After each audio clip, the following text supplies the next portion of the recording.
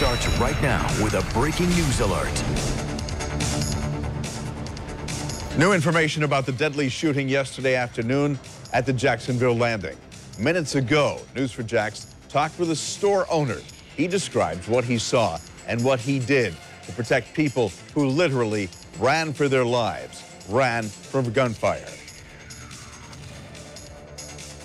Good morning, everyone. That store owner just opened his shop near the landing last week, and yesterday it became a safe haven for people running for cover from gunfire. Of course, those shots rang out around 4 o'clock yesterday afternoon. It was just a couple of hours after the Martin Luther King Jr. parade downtown. The shooting claimed the life of Kamoy Peterson. The teenager would have turned 17 in just 9 days, so he was 16. A 13-year-old was also shot. That 13-year-old is expected to be okay.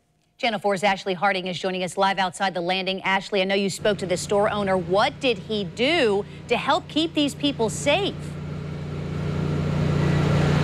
Well, Jen, he said when he heard those shots, he knew that they had to just get everybody to calm down, let those people in, and then shut the doors. He tells me he heard about 5 to 10 gunshots. He honestly thought at first that they were fireworks. Take a look over here. That is the shop right there. That is the Public House Coffee Shop.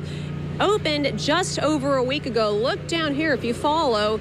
It's right down from where this happened. You can see where the doors are boarded up right where about that shooting happened. That claimed the life of that 16-year-old and injured that 13-year-old as well. Another look at that scene yesterday. You know, that man tells me he saw the panic. He heard people really running for their lives. Now, he tells me he does not have surveillance in his store. It's something he's definitely thinking about now, something he's already wired up for and ready to put in, but he's definitely in a push to get that ready to go. But he talked about what those tense moments were like. Here's what he said.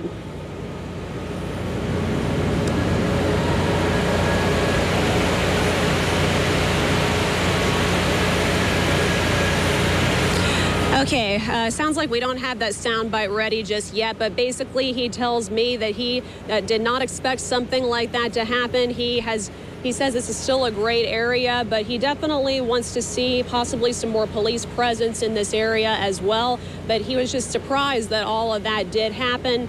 But again, he does not have surveillance. It's something he is looking into. Right now, there is no suspect description, but police are hoping to get that out as soon as possible. Live downtown, Ashley Harding, Channel 4, the local station. So what about operations at the landing today? Well, I actually did manage to speak to a couple of the security guards who work here. He said they tell me that things are going to be up and running as normal here at the landing, so definitely something to expect in the area. All right, Ashley, thank you very much. Now, the shooting happened on a day designated to celebrate and honor the life of a man who respected life, Dr. Martin Luther King Jr. Yeah, many people, of course, were at the landing enjoying their afternoon when those shots rang out. Melanie, one man is expressing really his anger about this shooting. Yeah, this happened hours after the parade. There were still a lot of people there after such a big celebratory day. So this man, though, in particular, wasn't at the landing when the shooting happened, but he wanted his voice heard. So he came down after the fact because he wanted to talk. He says he is angry and offended that someone would open fire on Martin Luther King Day. Total disrespect. Martin Luther King, this is not what he wanted. Disrespect to the city and to Martin Luther King. That's not right. Period. Point blank.